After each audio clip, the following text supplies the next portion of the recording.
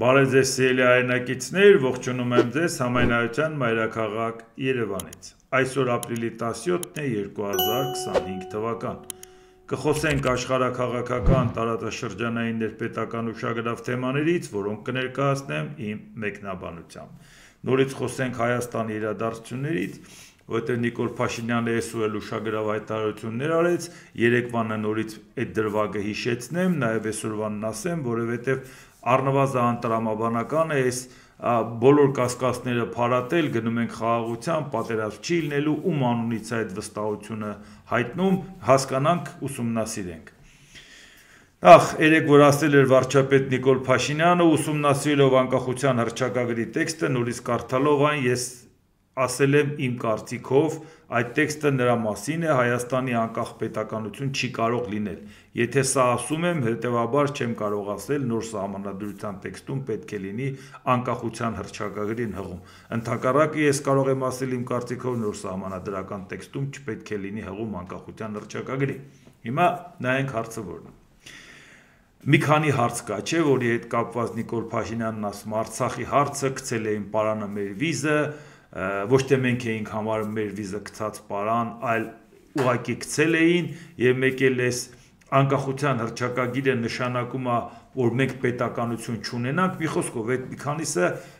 այդ ձևով հիմա նայենք ինչա կատարվում։ Երբ հասկսել Նիկոլ Փաշինյանը խոսել, որ անկախության հռչակագիրը մեր պետականությանը դեմ է, այսինքն նրա նպատակն է եղել, որ մենք պետականություն չունենանք եւ պետք է դա հանել, ընդամենը վերջերս, որտեղ դրանից առաջ ինքը խոսում էր, որ դե անկախության հռչակագրի մասին խոսք անգամ չկա սահմանադրությունից հանելու, երբ որ ինքը մի անգամ ասեց, որ դա պետք է հանենք, այլապես պատերազմ կլինի, դրա մասին շատ ենք խոսել, եկել եմ խոսել, բայց հիմա մի հարց է ծագում։ Նիկոլ Փաշինյանը գտնում է, որ անկախության հռչակագիրը, որը 90 թվականի օգոստոսի 23-ին է ընդունվել, ամբողջ մեր անկախ պետականության շրջանում բոլորը փաստորեն աշխատել են, որ մենք պետականություն չունենանք։ Բոլոր իշխանությունները, բոլոր քաղաքական գործիչները ոչ մեկը չի նկատել դրա մեջ, որ դա մեր պետականությանը դեմ է, բայց Նիկոլ Փաշինյանն էլ չէր նկատել։ Նիկոլ Փաշինյանը ընդամենը վերջերս է դրա մասին խոսում, որովհետև սահմանադրության նախաբանը հանելը լրիվ ուրիշ առիթով էր ինքը փորձում։ Հիմա է ասում ժողովուրդ ջան, չեք իմացել, սա մեր պետականության դեմ է։ Հիմա ես ուզում եմ մտածեմ։ Փաստորեն անկախ Հայաստանի պայմաններում բոլոր քաղաքական գործիչները, մտավորականներ, գիտնականներ, աշխատավոր մարդիկ, բոլոր իշխանավորները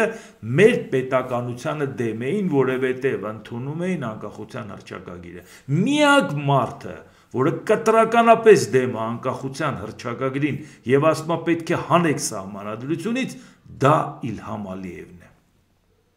Փաստորեն ժողովուրդ, Իլհամ Ալիևը խիստ մտահոգ է, որ Հայաստանի ժողովուրդը, քաղաքական գործիչները, էլիտան, մտավորականներն ու գիտնականները, շարքային աշխատողները, բոլորը դեմ են Հայաստանի պետականությանը, ուզում են Հայաստանի պետությունը վերանա, այս Ալիևն էլ այնքան անհանգիստ է, ասում այ ժողովուրդ, չեք հասկանում, որ դա որ մնաց ձեր պետությունը կվերանա, ու վերջապես ինքը պնդեց, որ հազիվ մտավ Նիկոլ Փաշինյանի գլուխը, վերջապես Ալիևը փրկեց մեր պետականությունը, որովհետև Փաշինյանն էլ հասկացավ, ուշադիր կարդացել է ու հասկացել է, ժողովուրդ ջան, որ դա մեր պետականությունը կործանելու հռչակագիր է, ժողովուրդ ջան, եւ դա մեզանից պահանջել է Իլհամ Ալիևը։ Պատկերացնում եք, ժողովուրդ ջան, ոնց է մեզ համար անհանգիստ է, ոնց կոտորում է իրան, երվում խորովում է, գիշերը քունը չի տանում, որ Հայաստանը պետականությունը չկորցնի, ու վերջապես տեսնելով, որ մենք չենք հասկանում, մեզ ստիպեց, որ մենք դա հասկանանք, վերջապես Նիկոլ Փաշինյանն էլ կարդաց ու հասկացավ, որ այո, դա պետք է հանենք, որպեսզի պետականությունը չկորցնենք։ Եթե դուք դրան հավատում եք, ուրեմն հալալա ձեզ, ժողովուրդ ջան, դրա համար ես ուղղակի ողջունում եմ ձեր լավատեսությունը։ Իսկ նույնը վերաբերվում է նաև Արցախի հետ կապված։ Ես որպես վարչապետ փաստերին ու տեղեկություններին հասանելիություն ստանալուն զուգընթաց կամաց քայլ սկզբից աղոտ, ապա առարկայորեն հասկացել եմ, եթե մեզ համար անկախությունը, պետականությունը միջոց են Ղարաբաղի հարցի հետ պատկերացրած լուծման համար, մի շարք արտաքին դերակատարների համար Ղարաբաղի հարցը միջոց է մեր անկախությունը, պետականությունը, զարգացումը, բարեկեցությունը թույլ չտալու,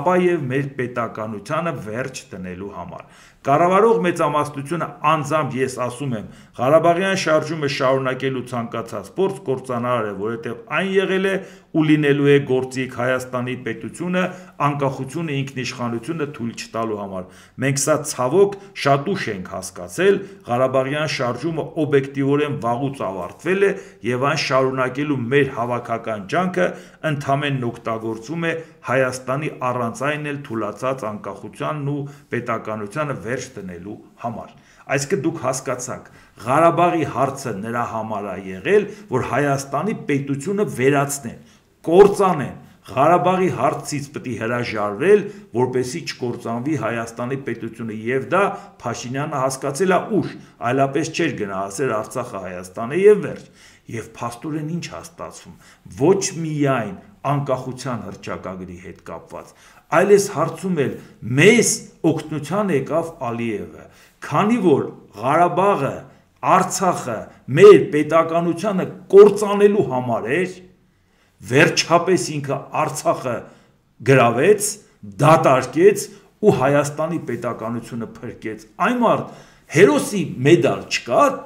Նիկոլ Փաշինյանը Ալիևին տա։ Փաստորեն այնքան է իր ջանը ցավում Հայաստանի համար, որ ասեց անկախության հռչակագիրը հանեք, որ պետականությունը չկորցնեք, Արցախից հրաժարվեք, որ պետականությունը չկորցնեք, եթե դուք համարձակություն չունեք Արցախից հրաժարվելու, ես զոհեր տալու գնով ձեզ կփրկեմ Արցախից, որպեսզի Հայաստանը պետականություն ունենա։ Ժողովուրդ ջան, այս հեքիաթին էլ եք հավատում։ Ինչ ասեմ ժողովուրդ ջան, ավելի լավ կլինի ով որ հավատում է մյուս ալիքներով նայի իրիկնային հեքիաթը,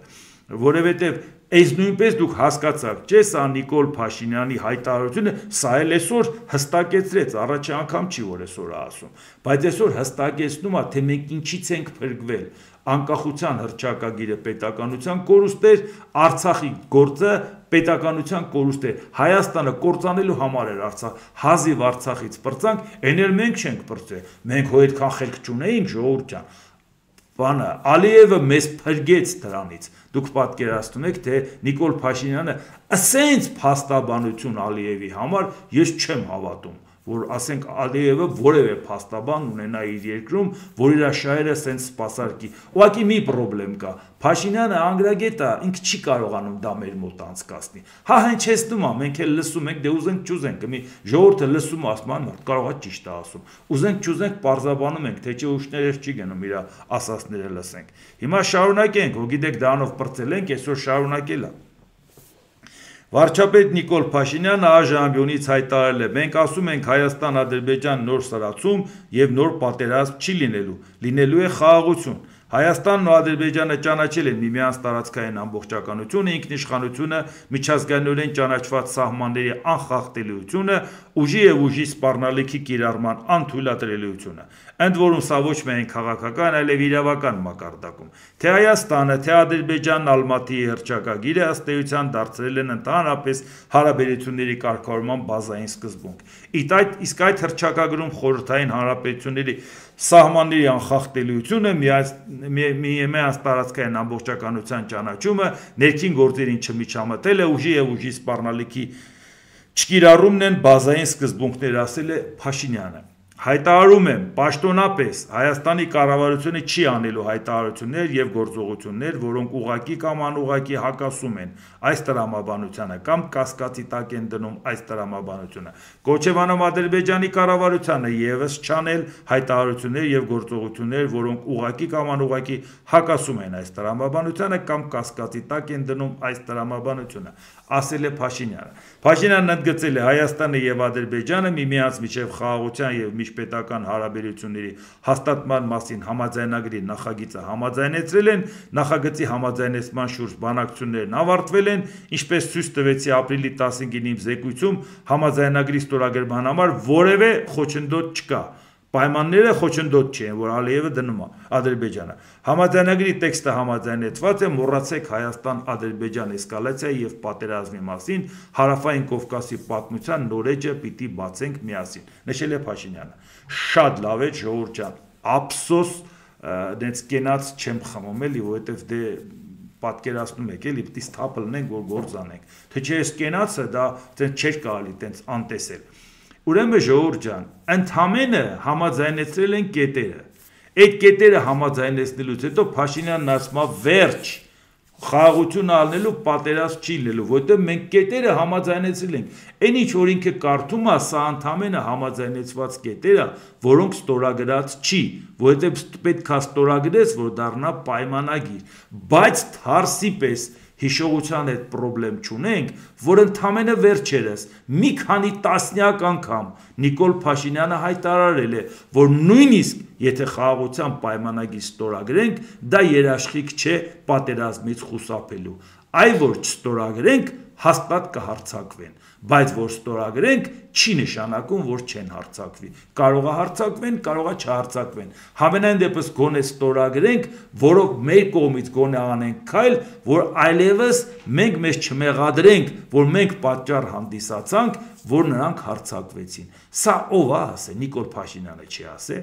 Այսինքն խաղաղության պայմանագիրը երաշխիք չէ պատերազմի, բայց խաղաղության պայմանագրի համաձայնեցված նախագիծը, որը ստորագրված չէ, երաշխիք է պատերազմի եւ ասում ընդհանրապես դրա մասին չխոսակ։ Վերջ, թեման փակա, ոչ մի էսկալացիա չի լինելու։ Դրան էլ հավատացիք, ժողովուրդ ջան։ Դե հիմա նայենք, թե ինչ է ասում Արարատ Միրզոյանը, որը ըստ երևույթին Նիկոլ Փաշինյանի այսպիսի համոզիչ ելույթից տեղյակ չէր եւ հարցազրույցում մտահոգություն էր հայտնում։ Կարդամ մենակ այդ մասը։ Հայաստանի գործնախարար Արարատ Միրզոյան, ոչ թե սահմանադրությունը, ոչ թե Մինսկի խումբը, ոչ էլ որևէ այլ բան։ Խնդիրն այն է, որ երբեմն մենք տեսնում ենք այն զգացումը, որ Ադրբեջանը պարզապես չի ցանկանում խաղաղություն կառուցել Հայաստանի հետ։ Թե ինչ հաշվարկների ելնելով չեմ կարող ասել, բայց մենք իսկապես մտահոգություն ունենք, որ նրանք չեն ցանկանում ավարտին հասցնել կարգավորումը, չեն ցանկանում ավարտին հասցնել բանակցությունները եւ ստորագրել խաղաղության պայմանագիրը, նշել է Միրզոյանը։ Ընդհանուր տպավորությունն այնպիսին է, որ ադրբեջանական կողմը պարզապես շահագրգռված չէ կարգավորման գործընթացն ավարտին հասցնելու մեջ եւ իրականում պատրաստական չէ խաղաղություն կառուցելու։ Ավելին, մենք պարբերաբար ականատես ենք լինում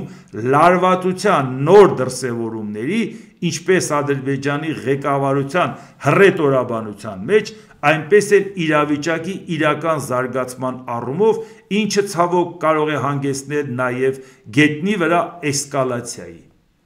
Փաստորեն արտաքին գործերի նախարարը դուրս նայել է, չի լսել Փաշինյանի, ժողովուրդ ջան, որովհետև ինք այսքանը դուք որ լսեցիք ու Փաշինյանի ասածը լսեցիք, ինչ հասկացաք դրանից։ Այս մարդիկ իրարից խաբար են։ Օրինակ, եթե դիտարկենք հայկական հասարակական կարծիքը, կտեսնենք, որ Հայաստանի քաղաքացիների զգալի մասը կարծում է, որ Ադրբեջանը հետագա ծրագրեր ունի նոր հարձակում իրականացնել Հայաստանի վրա, վերահսկողություն հաստատել նրա ինքնիշխան տարածքների որոշ հատվածների վրա։ Երբ մեզ հաջողվի պարզել Ադրբեջանի իրական մտադրությունները, մեծ հավանականությամբ կկարողանանք գտնել նաև հարցերի պատասխանները, ասել է արտգործնախարարը Հայաստանի։ Փաստորեն հարցերի պատասխանը չեն գտել են միայն, որ Ադրբեջանը խաղաղություն չի ուզում եւ էսկալացիայի վտանգը մեծ է եւ անհանգիստ են, մտահոգ են այդ վարքագծի համար Ադրբեջանի։ Դա ասում է արտաքին գործերի նախարարը ընդհանրապես մի քանի ժամվա տարբերությամբ, ինչը որ սենց կրակոտ հայտնեց Նիկոլ Փաշինյանը։ Դե հիմա դուք պատկերացրեք, եւ ինքը նշում է, որ հասարակությունն անհանգիստ է, պատերազմից վտանգ է տեսնում, բայց դեպքում բա ոնց եք ուզում վտանգ չտեսնի որ։ Եթե ինքը տեսնում է, որ ձեր ասածը սա է, դրան զուգահեռ տեսնում է, որ Ադրբեջանը ինչ անում է, մեր մամուլում կա։ Մարդիկ դնում կարդում են դա, լսում են ձեզ, ձեր իրարամերժ կարծիքներն են լսում, համեմատում են եւ գլուխ չեն հանում, չէ։ Եվ պատահական չի, որ հիմա էլ Մարիա Զախարովան արտաքին գործերի նախարարության պաշտոնական ներկայացուցիչ Ռուսաստանի ինչ է ասում։ Մինսկի խումբը պետք է լուծարել որպես ոչ ակտուալ։ Այսինքն, որովհետև Մարիա Զախարովան գտնում է, որ Արցախի հարցը փակված է։ Այո, ով է գտնում Արցախի հարցը փակված է։ Ռուսաստանը, Ադրբեջանը եւ Փաշինյանն իր թիմով, չասենք Հայաստանը, որտեղ Հայաստանում շատ-շատերը հրաշալի հասկանում են, որ Արցախի հարցը փակված չէ։ Շատ-շատերը հրաշալի հասկանում են, որ նույնիսկ երբ որ փորձում են տարանջատում մտցնել հայաստանցի, ղարաբաղցի եւ այլ, դրա մեղավորը նաեւ գիտենք ովքեր են ումից է եկել նախկին իշխանությունները Արցախի են խոպանչիները, որ եկան Հայաստան, որը հատուկ նպատակային արեցին, դրա մասին շատ եմ խոսել, չեմ ուզում նորից թեմային անդրադառնամ, մենակ ուղղակի ասեմ մի բան։ Մարդիկ գնացել են այստեղից զենքը ձեռքին գնացել են Արցախի համար կռվել են։ Նրանց մի մասը եռաբլուրում է, մի մասն էլ նույնիսկ մինչև հիմա չեն գտել, որ գոնե հողին հանձնեն։ Այդ մարդիկ դա համարել են հայկական հող, այդ մարդիկ կռվել են դրա համար, զոհ են տվել, հպարտացել են, որ մեր հայրենիքի համար կռվել են։ Այդ մարդիկ պահանջատեր են։ Այդ մարդիկ եթե նույնիսկ նեղանան ղարաբաղցիների որոշ մարդկանց ոչ նորմալ, ոչ կոռեկտ հայտարարություններից, նույնիսկ շատ վիրավորական բաներից, որը ասում է Հայաստանի եւ հայաստանցու հասցեին, միևնույնն է դուք չեք կարող այդ մարդուն ասել, որի երեխան, որ գնացել է, այդ երեխայի հայրը գնացել է Արցախի համար կռվել է, նրան ասես, գիտես ինչ նեղացել ենք արցախցիներից, Արցախի հետ մենք կապ չունենք։ Նա դրա համար արուն է թափել, ժողովուրդ, նա ամբողջ կյանքը ապրել է, առանց ծնող մեծացել է, հպարտացել է, իր ծնողը հայրենիքի համար կռվել է։ Դուք ուզում եք նրանից վերացնեք ինչը, հոր պատմությունը,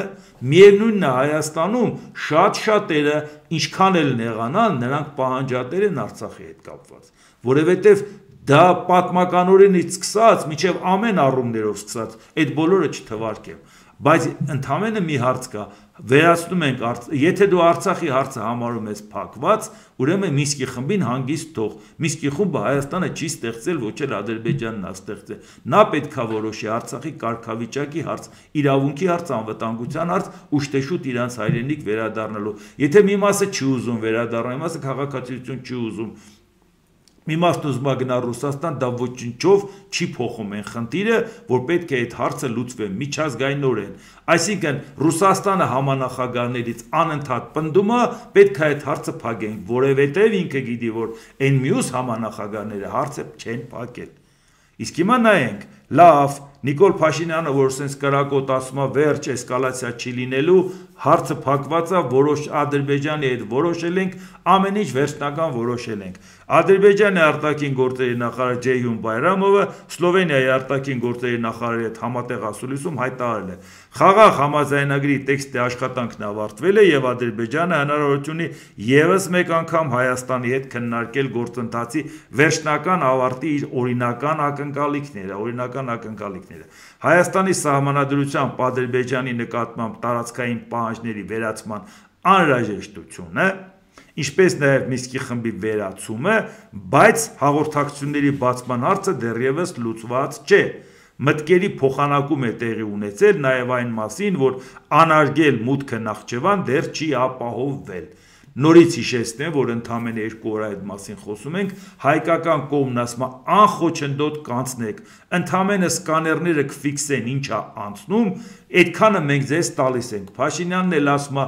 ինչ կարգավիճակ տա Իրանը, նույն կարգավիճակը տալիս ենք մեզ, զարմանում ենք, թե Ադրբեջանը ինչի չի համաձայնում։ Ադրբեջանը չի համաձայնում, որտեղ ինքը նույնիսկ անխոչնդոտ միանալը համարում է, որ դուք սկի վերահսկողություն պետք է չսահմանեք, այդ սկաները սկի դուք պետք է չանեք, դուք չեք լսում ինչ է կատարվում, որ ժողովրդին ասում եք, դե հերիք է էլի, խաղաղություն ենք բերում եւ պատերազմ չի լինելու, էսկալացիա չի լինելու, հերիք է այդ մասին խոսեք, մենք չենք խոսում, դե փակեք բանի բերանը, Բայրամովի բերանը, բավա փակելու, Բառաժեմ իրանք են ինչ որ ստանում են բանակցային սեղանի, ստանում են պատերազմ չի լինում։ Կարելի է կարծել ձեր շնորհքնավոր պատերազմ չի լինում։ Բայց դուք չէիք, Նիկոլ Փաշինյանը չէր գնացել գյուղերում ասում են 4 գյուղ, որ ասում են, որ մի մասն էր վերահսկողության տակ 4-ն էլ չէր։ Եթե մենք հիմա սա չտանք, Ադրբեջանը կմտնի ավելին կվերցնի։ Այն գյուղացիներին, որ վախացնում էր, շանտաժ էր անում, կարողա չեն գնայել։ Բայց այդ լրիվ անցավ։ Այդ ինչ պայմանավորվածությունն է Ալիևի հետ, որ վստահես, որ պատերազմ չի լինելու։ Երբ որ միշտ պատերազմով վախացրել ես, ինչ փոխվեց, ինչ խոստացար, կամ Ալիևը ինչա խոստացել, որ մինչև 2026 թվական ամեն ինչ կանենք հարթ գնա, որպեսզի դու ընտրվես, հետո մնացածը ձեռիցդ վերցնենք, ասենք քանի որ քեզ տվել են մանդատ, դրա համար այդ ամեն ինչը պետք է անես, բայց դրա համար ժողովուրդը պետք է իմանա, չէ՞։ Իսկ այսօր ինչ է կատարվում։ Այս խաղաղասեր Ադրբեջանի հետ կապված Գեղարքունիքի մարզպետն ասում է, կրակոցներ եղել է մարզում։ Ուղղակի պարզ չի եղել, թե որտեղից է լսվել այդ կրակոցը։ Այսինքն եթե կրակոց եղել է ու չեկել ֆիքսե որտեղից է, կարող է Հայաստանի տարածքից է եղել։ Հետո վաղն էլ Ադրբեջանը կանգնելու ասի Հայաստանի տարածքից կրակել են։ Եթե դու տեղյակ չես, ինչ ես խոսում։ Ինչի համար ես խոսում, որ ինչ ասես։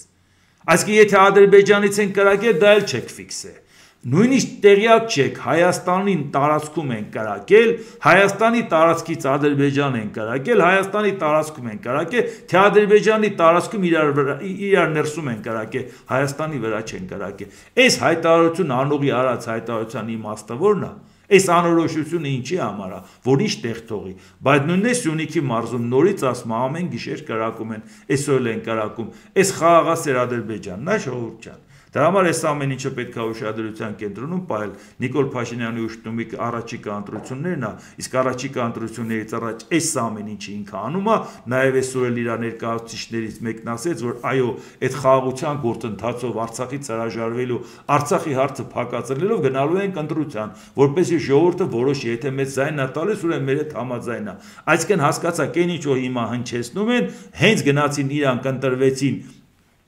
վարչական ռեսուրս կկիրառեն, ինչ կանեն, կասեն ժողովուրդ ջան նախկինները գալիս են մեզ ընտրեք, որ դրանք չգան, ինչքան դրբազություն էլ որ անեն, արդյունքում եթե ընտրվեցին, այս բոլոր հայտարարածները կյանքի են կոչելու, որովհետև դուք իրան մանդատ եք տվել, որոշողը դուք եք ժողովուրդ ջան, ինչ ասեմ։ Հիմա նայենք աշխարհը ինչա կատարվում։ ԱՄՆ նախագահ Դոնալդ Տրամփը հայտարարել է, որ նախատեսում է մեկնարկել նոր ծրագիր, որը թույլ կտա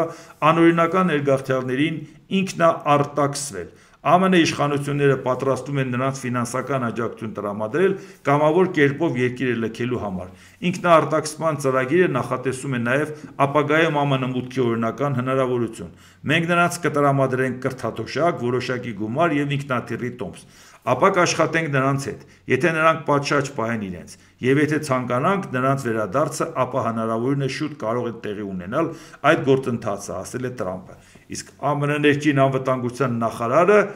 հայտարարել է, եթե նրանք չօգտվեն այդ հնարավորությունից, մենք նրանց կգտնենք, կարտաքսենք եւ նրանք այլևս երբեք չեն վերադառնա։ Խնդիրը նա է, որ Ջո Բայդենի կայացրած որոշումը անմիջապես չեղարկեց հենց պաշտոնը ստանձնելուց անմիջապես հետո Դոնալդ Տրամփը, որից հետո ինքը Իրանն առաջարկեց, Իրանը որն էր, որտեղ բռնեք, կողեք ինքնաթիռ, ձեռնաշղթաներով տարեք հանձնեք, հետո տեսավ, որ դա շատ վատ ընդունվեց եւ խիստ անարդյունավետ էր։ Անկամ զորք տարավ սահմանի մոտ, տարբեր բաներ արավ, բայց դրանից հարցը չլուծվեց։ Հիմա գայթակղումը փող առաջարկում եթե դուք նորմալ կգնաք, տոմսնել կառնենք, փողել կտանք, այս կանենք, մենակ նորմալ գնացեք, որ չկորցնեք շանսը։ Իսկ ի սկզբանե հնարավոր չէր, որպեսի այդ ձևով ասվեր, այն ինչ որ հիմա ասվում էր, այդպիսի ատելություն ու լարվածություն ստեղծել Լատինական Ամերիկայի շատ երկրների կողմից, որ ասին վիրավորական ձեռնաշղթան գցել եք մարդկանց, բերել եք, որ ինչ, կամ բացի դրանից շատ երկրներից այդ մարդկանց, որոնց արտաքսելու հետ կապված, տենց ստորացնելու գնով արվեց եւ բավական լարված մթնոլորտ ստեղծեց, որն էր դրա արդյունավետությունը, եթե վերջում պետք է կանգնեք, ասեք, աղբորպես բերեք փող տանք դուս եկեք, էլի, բայց այդ անպագորգոր հայտարարությունները բաղուր մնաց, այդ բոլորին բռնելու ենք ու շպրտելու ենք դուս ձեռնաշղթաներով, էս ենք անելու, այն ենք անելու, եթե ի վերջո սա պետքա տեղի ունենար։ Բլումբերգը հայտնում է, ԱՄՆ-ն ըստ երևույթին մեղմացրել է Ուկրաինայի նկատմամբ պահանջները գումարների վերադարձի վերաբերյալ, որոնք հատկացվել են Կիևին ռազմական օգնության շրջանակներում։ Հազվագյուտ մետաղների գործարքի վերաբերյալ բանակցությունների վերջին փուլից հետո ԱՄՆ նախագահ Դոնալդ Տրամփի վարչակազմը փոխել է լայնածավալ պատերազմի սկսվելուց ի վեր օգնության չափի իր գնահատականը։ Լրատվամիջոցը նշում է, եթե նախկինում խոսքը $300 միլիարդ մասին էր, լա 350 էլ էին ասում, չէ՞։ Այժմ ուղղակի իրանց թիվն եմ կարդում, ապա այժմ ԱՄՆ-ն օգնության չափը գնահատում է $100 միլիարդ, այն շատ ավելի մոտ է Ուկրաինայի սեփական գնահատականին 90 միլիարդին։ Կիևն ու Վաշինգտոնը պաշտոնապես չեն մեկնաբանել այս տեղեկությունը։ ԱՄՆ ֆինանսների նախարար Սքոթ Բեսենթը պատասխանելով Բլումբերգի բանակցությունների վերաբերյալ հարցին ասել է, որ կողմերը շատ մոտ են համաձայնության։ Սա երեկվա լուր էր, բայց ամեն դեպքում կարդացի ինչի համար, որովհետև այսօր նոր ընթացք ունենք դրա հետ կապված։ Ուկրաինայի նախագահի գրասենյակի ղեկավար Անդրեյ Երմակը, արտաքին գործերի նախարար Անդրեյ Սիբիգան եւ պաշտպանության նախարար Ռուստեմ Օմերովը ժամանել են Փարիզ հանդիպելու կամավորների կոալիցիայի եւ Միացյալ Նահանգների ներկայացուցիչների հետ։ Կամավորների կոալիցիան հիշում եք, դա են պետություններն են, որոնք կամավոր պատրաստ են օգնել անպայման չի դալնի Եվրամիության շրջանակում կամ ՆԱՏՕ-ի, նույնիսկ եթե համընկնում է այդ երկրները այդ կառույցների անդամ են, իրանք նույնիսկ պատրաստ են իրանց զորք տեղակայել խաղաղության պայմանագիրը ստորագրելուց հետո։ Այդ խումբն է, որը որ ընդգրկուն է ավելի, որի մեջ կա եւ Կանադա եւ Ավստրալիա, մենակ զուտ եվրոպական երկրները չեն։ Եվ որ Միացյալ Նահանգների ներկայացուցիչները պիտի բանակցություն վարեն։ Ուկրաինայի նախագահի գրասենյակի ղեկավարը եւ արտաքին գործերի եւ պաշտպանության նախարարները, ինչպես պատմել է Անդրեյ Երմակը, հանդիպումներ կունենան ամերիկյան պատվիրակության հետ, ԱՄՆ-ից Փարիզ են ուղևորվել պետքարտուղար Մարկո Ռուբիոն եւ նախագահի հատուկ ներկայացուցիչ Ստիվ Ուիտքոֆը։ Ամերիկյան ներկայացուցիչները նախատեսում են նաեւ բանակցություններ անցկացնել Ֆրանսիայի ղեկավարների, իսկ ուկրաինացիները կամավորների կոալիցիայի ներկայացուցիչների հետ։ Բանակցությունները արդեն կայացել է, ուղղակի այդ լուրը, որ ավելի շուտ էր, կարդացի ձեզ համար այնպես ինչպես կար։ Ֆրանսիայի նախագահ Էմանուել Մակրոնը Ելիսեյան պալատում ընդունել է ԱՄՆ պետքարտուղար Մարկո Ռուբիոն եւ նախագահի հատուկ բանագնաց Ստիվ Ուիտքոֆին։ Մակրոնը խոսել է Ուկրաինայի նախագահ Վոլոդիմիր Զելենսկու հետ ԱՄՆ պատվիրակության հետ հանդիպումից անմիջապես առաջ։ Ռուբիոն, Ուիտքոֆը եւ Մակրոնը քննարկել են ռուս-ուկրաինական պատերազմի դադարեցման ուղիները եւ տարածաշրջանում ընդհանուր շահերը։ Այո, Ամերիկայի Միացյալ Նահանգների ներկայացուցիչները հասկանում են, որ առանց Եվրոպայի այդ կարգավորումը չի լինելու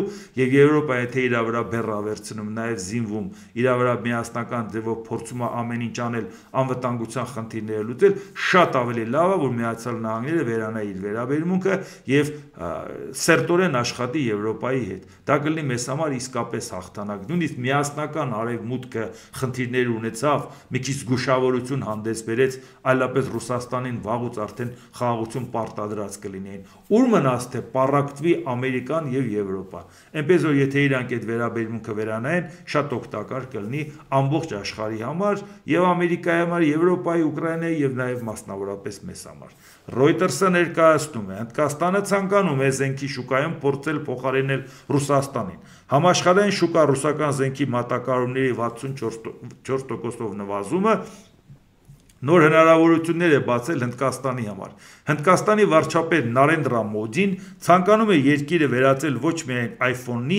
այլև զենքի արտադրության համաշխարհային գործարանի։ Մեծ հավանականությամբ Հնդկաստանը շուկա խլելու է Ռուսաստանից եւ նրա ավանդական հաճախորդներին վաճառելու է արկեր, հրթիռներ, ուղղաթիռներ եւ ռազմանավեր։ Բոլոր ավանդական շուկաները, որտեղ Ռուսաստանը կա, Աֆրիկա, տարբեր տեղեր, բոլոր տեղերը Հնդկաստանը ցանկանում է դա վերցնել։ Սա այնա, որ անհավանական բան կարող է լինել, որ որևէ մեկը չփորձել այդ շուկա մտնել։ Դե զենքի առևտուրը լրիվ ուրիշ որակա է այդ պետության համար։ Եվ այդ էր, սա այն էր, որի մասին մենք անընդհատ խոսել ենք, որ ապշեցուցիչ է, որ Ամերիկայի Միացյալ Նահանգները հրաժարվի, որ կանգնեց Իլոն Մասկը ասեց, ամերիկյան զենքը թանկ է ու անորակ պարտվելու զենք է, որ աս Տեր Աստված ո՞նց է հնարավոր սա ասել։ Մի բան, որը առնում են, մի բան, որ պիտի մտնես շուկա Ռուսաստանի տեղը, դա ո՞նց է հայտարարում։ Հիմա ինչպես տեսնում եք, Ռուսաստանի տեղը Հնդկաստանն է մտնում, բայց դրան զուգահեռ որը կարդացի, Պոլիտիկոն էլ գրում է, Տրամպի սահմանած սակագները վտանգում են ԱՄՆ-ում զենքի արտադրությունը եւ դաշնակիցների պահպանումը։ Նախագահ Դոնալդ Տրամպի սակագները ոչ միայն խաթարում են տնտեսությունը, այլև խաթարում են անվտանգությունը, եւ նրա ծրագիրն իրականացվի այնպես, ինչպես նախատեսված է, դա կարող է խաթարել մատակարարման գլոբալ շղթաները, որոնց ստեղծման համար Պենտագոնը տասնամյակներ է ծախսել։ Այ հիմա ուշադրություն դարձրեցիք ինչա կատարվում։ Այսինքն խոսքը վերաբերում է նրան, որ Ամերիկան այդ շանսը ուներ այդ դաշտը մտնելու, մեկ էլ հանկարծ կամավոր կերպով այդ դաշտից դուրս եկա։ Ապշելու բան է, էլի։ Ես հասկանում եմ, որ կարող է վաղը մյուս օր իրանք վերանային դա, հույս ունեմ, որ կվերանային եւ այդ դաշտը իրոք կվերցնեն, որովհետեւ շատ լուրջ դերակատարություն ունեցավ Ուկրաինան ամերիկյան զենքը գովաբանելու համար, թե հարձակողական, թե պաշտպանական։ Եվ մեկ էլ դրանից հետո բիզնեսմեն Իլոն Մասկը կանգնում ասում է մեր զենքը թանկա ու անորակ։ Այսինքն Հնդկաստանի գովքն է իր անում, թե Ռուսաստանի զենքը վերականգնել։ Ռուսաստանը շանս չունի վերականգնելու, եթե նպատակը դա էր, բայց այդ դաշտը լցնում է Հնդկաստանը, իմաստը որն է, մաքսատուրքերով էլ դեմը առնում եք, որ ինչ է ձեր արածը։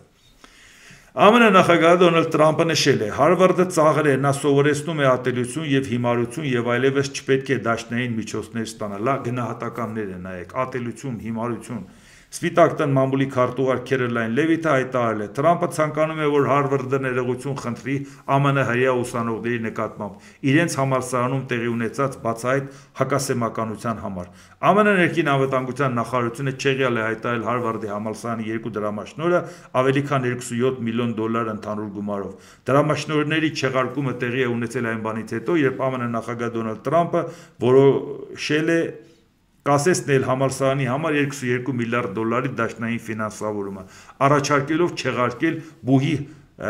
հարկերից ազատված կարգավիճակը, որը որպես իր որոշման պատճառ։ ԱՄՆ նախագահը նշել է Հարվարդի համալսարանի արմատական գաղափարախոսությունը համալսարանի հրաժարվելը արձագանքել ԱՄՆ նախագահ Դոնալդ Տրամպի վարչակազմի պահանջներին կապված ուսանողների եւ դասախոսների ակտիվության հետ։ Չեմ ուզում գնահատական տալ, թե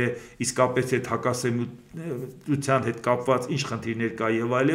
այդպես մանրամասը չեմ կարող տենց որոշակի գնահատական տալ։ Ես ուղղակի մի բանի վրա եմ զարմանում։ Հարվարդի համալսարանը ստեղծվել է ավելի շուտ, քան Ամերիկայի Միացյալ Նահանգների պետությունը, երբ որ Ամերիկայի Միացյալ Նահանգները դեռ բրիտանական գաղութ էր։ Հարվարդի համալսարանը ոչ միայն ամենահինն է, Հարվարդի համալսարանը տարբեր չափանիշներով եւ տարբեր հաշվարկներով համաշխարհային վարկանիշային աղյուսակում առաջի եռյակի մեջ է։ Եթե 3-ից բարձրել ինչ որ ժամանակ եղելի չէ, 3-ից ներքև չի իջե, 3-րդ տեղից չի իջե։ Հարց է ծագում, չեք կարող նստեք այդ հարցերը լուծեք։ Լավ ամենահեղինակավոր բուհը, որտեղ սովորել են ԱՄՆ նախագահներ, տարբեր երկրների առաջի դեմքեր, իմաստը որն է ասես վարկաբեկել, այ ձեր ցավը տանեմ, այլ չեմ կարող հասկանամ, ոնց է մարդը իր ձեռով արժեզրկում իր երկրի արժեքները։ Գնացեք նստեք, ինչ որ բան պայմանավորվեք, համոզեք, այնքան բան կա որ տեսնում ենք, եթե գիտենք դա մեր պետականությանը վնաս է, մեր պետության հեղինակությանը վնաս է, ուրիշ ձևի ենք այդ ձևակերպում։ Էլ քիչ գաղտնիք կամ քիչ բաներ կա որ իմանում ենք։ Իմաստը որն է որ ամենահեղինակավոր կառույցը, որ մարդիկ գլուխները գովում են, ներկայացնել ամենավիրավորական արտահայտություններով։ Գնացեք տեսեք ինչ են սխալ արել, լուծումը գտեք, ձևը գտեք։ Իսկ հիմա տեսեք Իսրայելը, որ ասում են, որ անընդհատ իրանք խնդրեմ ունեն, որովհետև վախենում են, եթե հանկարծ Ամերիկան չհարվածի Իրանին, իրանք մնալու են հարվածի տակ, որովհետև հալավ այսօր ակտիվ է Տրամպը, դա չարեց, բանակցություն վարեց, բա հետո Իսրայելի Ինդիմադիր ազգային միաբանություն կուսակցության առաջնորդ Բենի Գանցն արձագանքել է այն լուրերին, թե Իսրայելի հետ է կանչել Իրանի միջուկային օբյեկտներին հարվածելու ծրագիրն այն բանից հետո, երբ ԱՄՆ նախագահ Դոնալդ Տրամպը մերժել է այն եւ ընտրել դիվանագիտական ճանապարհը։ Իրանի վարչակարգը ժամանակին ձգձգման փորձագետ է, ժամանակին։ Իսրայել պետությունը պետք է եւ կարող է վերացնել Իրանի միջուկային կարողություն զարգացնելու հեռանկարը, գրել է Գանցը։ Մեր մեծ դաշնակցի ԱՄՆ-ի հետ սերտ համագործակցությամբ եկել է ժամանակը փոխելու իրավիճակը Մերձավոր Արևելքում, ավելացրել է Գանցը։ Այսինքն իրանք հասկանում են, որ այդ պահը բաց թողեցին, արդեն խնդիր է ալնելու։ Բայց New York Times-ն էլ ինչ է հաղորդում։ ԱՄՆ նախագահ Դոնալդ Թրամփը արգելափակել է Իսրայելի կողմից Իրանի միջուկային օբյեկտների վրա պլանավորած հարձակումը, նախընտրելով դիվանագիտական ճանապարհով հասնել Իրանի միջուկային ծրագրի սահմանափակմանը։ Ըստ թերթի Իսրայելը դեռևս 2024 թվականի մայիսին մշակել է հարձակման ծրագիր, նպատակ ունենալով առնվազն 1 տարով հետ մղել Իրանի միջուկային զենքի ստեղծման հնարավորությունը, սակայն հարձակման հաջող իրականացումը կախված է ԱՄՆ-ի ռազմական և տեխնիկական աջակցությունից, ինչպես նաև Իսրայելին Իրանից եկող հնարավոր հակահարվածներից պաշտպանելու անհրաժեշտությունից։ Երկարատև քննարկումներից հետո Թրամփը որոշում է կայացրել չաջակցել հարձակմանը և փոխարենը սկսել բանակցություններ Իրանի հետ։ Այն որ 24 թվականին այդ ծրագիրը պատրաստ էր, շատ զգուշավորություն դեմոկրատները հանդես բերեցին, որ ընտրությունների հետ կապված խնդիր չունենան, եւ այդ ժամանակ, երբ որ Իրանը մեկուսացված էր, իրանք այդ շանսը ունեին շարքից հանելու, անգամ պետք է ուլտիմատում ներկայացնեին Իրանին, ասեն, եթե շարունակելու ես Ռուսաստանին օգնես, խնդիր կունենաս, բայց դա այդ պահը բաց թողեցին։ Իսկ դրանից հետո արդեն հիմա Իսրայելը երբ որ ոգևորված էր Ամերիկայի աջակցությունից, հիմա փաստի առաջ է կանգնել։ Իսկ եթե Ամերիկան նման կարգի հայտարարություններ անում, դա իսկապես խնդիր է առաջացնելու, որովհետև Իսրայելը չի կարողանալու լուծումը գտնի։ Եթե Ամերիկային չհամոզեց, խնդիր է ունենալու հետագայում։ Այս պահը կանցնի, քանի Թրամփն է, հետագայում խնդիր կունենա։ Բայց ամեն դեպքում ինչ ուզում ալնի, Իրանի հետ կապված այդ հարձակումը չլինելը բխում է առաջերտին մեր շահերից, ամեն օր այդ մասին խոսում ենք։ Reuters-ի փոխանցմամբ չինական ապրանքների մաքսատուրքերի աճի պատճառով Տեսլան ժամանակավորապես դադարեցրել է Չինաստանից ամերիկյան շուկա իր Cybercab եւ սեմի-էլեկտրական բեռնատարների համար նախատեսված բաղադրիչների առաքումը։ Տրամփի կողմից սահմանված մաքսատուրքերը հասել են 145%-ի, էլի ավելացրել, ինչը Տեսլային ստիպել է վերանայել իր պլանները, քանի որ ընկերությունն այլևս չի կարող կլանել այդ լրացուցիչ ծախսերը։ Սա կարող է խաթարել ընկերության պլանները 2026 թվականին սկսել այդ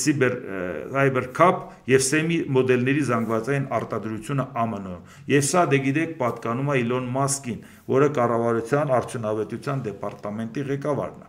Բայց ի՞նչ է տեղի ունենում։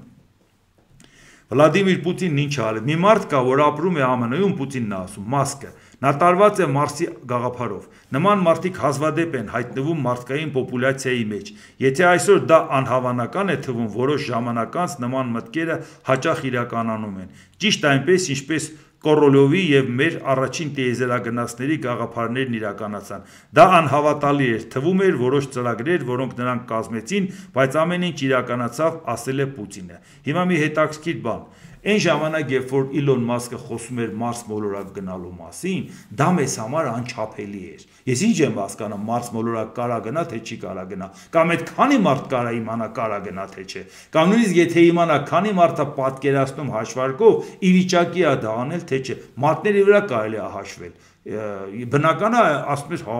մարդը հստակ հաշվել է 5 տարի հետո մարդիկ գնալու են հասնեն Մարս մոլորակ։ Վերջ, ամեն ինչ նորմալ է։ Բայց երբ որ այդ մարդը, Մարս մոլորակ թռնող մարդը, որ ամեն ինչ իդեալական հաշվել է 5 տարվա մեջ, մեկ էլ մի հատ դնում է մաքսատուրքի հետ կապված կառավարության արդյունավետության դեպարտամենտը որոշակի ծրագրեր է անում, որի պատճառով ընդամենը մի քանի օր հետո իր Տեսլայի արտադրությունը կանգնում է։ Այսինքն այդ մաքսատուրքեր, չինովնիկների հետևից ընկնել, կրճատել, մտնել տնտեսական պատերազմի մեջ, հազարով մի բաներ անել, դատական համակարգի դեմ դուրս գալ, հազարով մի խնդիրներ այդ բոլորը չթվարկեմ։ Այս ամեն ինչը անելու արդյունքում մի քանի օրվա հաշվարկ չունեք, ժողովուրդ ջան, որովհետև արդեն մտակ մեր դաշտ։ Այն դաշտ, որտեղ անգամ ամենամիջին վիճակագրական տնտեսագետը Ամերիկայում էլ չասած, Ամերիկայում պարզ է, Հայաստանում կլինի, անգամ Աֆրիկայում կլինի, ասում տղեկ ջան, դուք ես ինչ եք անում, այ անտեղյակներ։ Այսինքն, երբ որ դու Մարսից իջնում ես գետնի վրա, տենում ենք, որ դուք լրիվ եք գործից հեռու եք, հետո ասում ենք, ժողովուրդ, բասա ոնց է Մարս թռնելու։ Բա մարդկանց ասում եք, հաչեք համազգեստը, տիեզերագնացի, Այդ լրիվ sense պատրաստ նստեք, շտապեք տեղերը սահմանափակեն, տոմսերն էլ վաճառել եք, էսա թռնում են ժողովուրդ ջան, հերթի մեջ իրար գլուխ են ջարդում։ Մեկ էլ պարզվում է, որ այս մարդը մի հատ հաշվարկ է անում, մաքսատուրք են մտցնում, չեն մտածել, որ Չինաստանն էլ կարող է մտցնի։ Վայ Չինաստանը մտցրեց, այս ինչ անհարմար բան ստացվեց։ Այո, Չինաստանն էլ է տուժելու դրա մասին։ Այդ ով չի հասկանում, որ, բայց որ Չինաստանը տուժելու է ու որ մտցնելու է, այդքանը որ չեք կարող հաշվեք։ Դուք 5 տարվա հաշվարկով ոնց եք Մարս մոլորակ թռնելու։ Ու գիտեք հարցը ստեղ ինչ է։ Այո, Չինաստանը տուժելու է, որտեղ այն քանակությամբ ապրանք, որը տալիս է Ամերիկային, մանավանդ Ամերիկայի գնողունակ պահանջարկը բարձր է, մեկ շնչին ընկնող համախառն ներքին արդյունքը կրկնակի գերազանցում է Եվրոպային, քառակել գերազանցում է Չինաստանին։ Պարզ է, այդպիսի շուկա գտնելը շատ դժվար է։ Բայց իհարկե Չինաստանը կարող է խնդրեմ ունենա, բայց ի վերջո արդյունքում Չինաստանը կոմունիստական երկիր է, ձևը կգտնի իրան ժողովրդին խաղաղացնելու, բայց այդ ապրանքի պակասը եւ ամերիկյան շուկայում շատ արագ մի քանի օրում դու չես լցնի, այսինքն իմաստը որն է, որ դու մի հատ քայլ անես, որ չհաշվարկես, ասես վայ Տեր Աստված, բա որ հանկարծ Չինաստանը չէ, հաստատ ինքը չի անի, պատասխան մաքսատուրք չի մտցնի, այս խելքով ժողովուրդ ջան, Մարս մոլորակ հազիվ թե թռնեք, էլի։ Դրա համար ուզեմ ասեմ Պուտինը, որ հիացել է կոմպլիմենտներ անում, բան չունեմ ասելու։ Եվրամիության կարգավորիչները լուրջ պատժամիջոցներ են պատրաստում Իլոն Մասկի X սոցիալական մեդիա հարթակի դեմ, ապօրինի բովանդակության եւ ապատեղեկատվության դեմ պայքարի մասին օրենքը խախտելու համար։ Պատիժները ներառում են ավելի քան $1 միլիարդ տուգ գանք եւ փոփոխման պահանջներ։ Այս քայլը ամենայն հավանականությամբ կմեծացնի լարվածությունը Միացյալ Նահանգների հետ հարաբերություններում, քանի որ ուղղված է նախագահ Տրամփի մերձավոր խորհրդականներից մեկի դեմ։ Իհարկե, այս ձևով ներկայացել են իրանք նյութը, ես կարդացի այնպես ինչպես ներկայացել են, բայց այդքան էլ այնպես չի, որ հիմա Դոնալդ Տրամփը շատ հուզվելու է Մասկի համար, որտեղ ինքն էլ արդեն հասկացավ, թե ինչ չափի ցախողումների մեջ ընկան դրա պատճառով։ Հույս ունեն գորեն, որ այնուամենայնիվ կվերանային այդ վիճակը եւ Ամերիկայի Միացյալ Նահանգները իր հեղինակությունն ու իր դերը կվերականգնի այնպես, որ մենք նոր աշխարհակարգի հետ կապված որևէ տրամաբանություն չկա, որ մենք պատկերացնենք դա պարտված Ամերիկայով։ Բա ով է հաղթելու։ Այսինքն Չինաստանի հաղթելը մեզ համար հաղթանակ է։ Կարող է տենց բան պատմել, կարող է Չինաստանի հաղթելը շատերի համար լավ լինի։ Իրանց բարի բախտ ես ոչինչ չունեմ ասելու, բայց մեր պատկերացմամբ ամեն դեպքում մենք մտածում ենք, որ քաղաքակիրթ արևմուտքը պետքա այս պատերազմի դեպքում, երբ որ ագրեսոր Ռուսաստանը հարձակվել է իր հարևանի վրա, ագրեսոր Ռուսաստանին պատժելով լինի նոր աշխարհակարգի պարագայում հարգվեն թույլի իրավունքները, որտեղ մենք ուժեղների մեջ չենք, չգործեն նրանով ուժեղի իրավունքով ով ինչ գրավել է դա Իրանն է եւ այդ պարագայում մենք օրինակի համար ես չգիտեմ իսկ ինչ պրոյեկտ ունենք որ եթե հանկարծ աշխարհի գերտերության թիվ 1 բևեռը լինի Չինաստանը մենք գիտենք թե նա ոնց կվարվի կամ դրանից մենք շահած դուրս կգանք թե չէ որ ինչ կանխատեսում ունենք մենք Ինչով է մեր շահերը համընկնում Արևմուտքի հետ գոնե գիտենք այդ կանխատեսելիությունը եթե դա լինի միասնական արևմուտք ունի հույս ունենք որ եթե Եվրամիությունն էլ գա հասնի մինչև մեզ մենք չգնանք Եվրամիություն իրան կան հասնեն մինչև մեզ այն աշխարհագրական շատ կարևոր դիրքը գրավելով գան Վրաստանով հասնեն Հայաստանով կան Թուրքիան Ադրբեջանի հետ կապվելու հարցը միանգամից փակվի, որովհետև Եվրամիության տարածքով անցնելու Իրանի հետ կապված էլ կոնտակտը պահելը եւ Հայաստանով Եվրամիության հետ շփումը։ Դա կլինի մեզ համար իդեալական տարբերակ։ Իհարկե այդ ամեն ինչը Ամերիկայի բարձր հովանու ներքո։ Դրա համար շատ ավելի ցավագին երևի մենք ենք տանում, որ Ամերիկան եւ Եվրոպան կոնֆլիկտ ունենան, քան Եվրոպան ու Ամերիկան, որովհետեւ իրանք համենայն դեպս կոնֆլիկտի պարագայում էլ կարող են գոյատևել։ Իսկ մենք չգիտենք ինչ կկատարվի, եթե մենք այսպիսի ոչ adekvat իշխանություն ունենք, որի հայտարարությունները ձեզ սկզբում կարդացի։ Դե եկեք ու մի անհանգստացեք, ասма հանգիստ եղեք, ամեն ինչ նորմալ է։ Եթե գտնում ենք, որ ամեն ինչ նորմալ է, ուրեմն էդ է ժողովուրդ ջան, բայց հաստատ գիտենք, որ դա այդպես չի։ Դե ինչ այսօր այսքանը, եթե հավանեցիք, սեղմ եք լայք կոճակը, բաժանորդագրվեք այդ Վարդանտինյան YouTube-յան ալիքին, սեղմ եք զանգակ կոճակը, գրեք մեկնաբանություններ, գրեք հարցեր, դիտեք եւ դատեք ինքներդ։ Շնորհակալություն։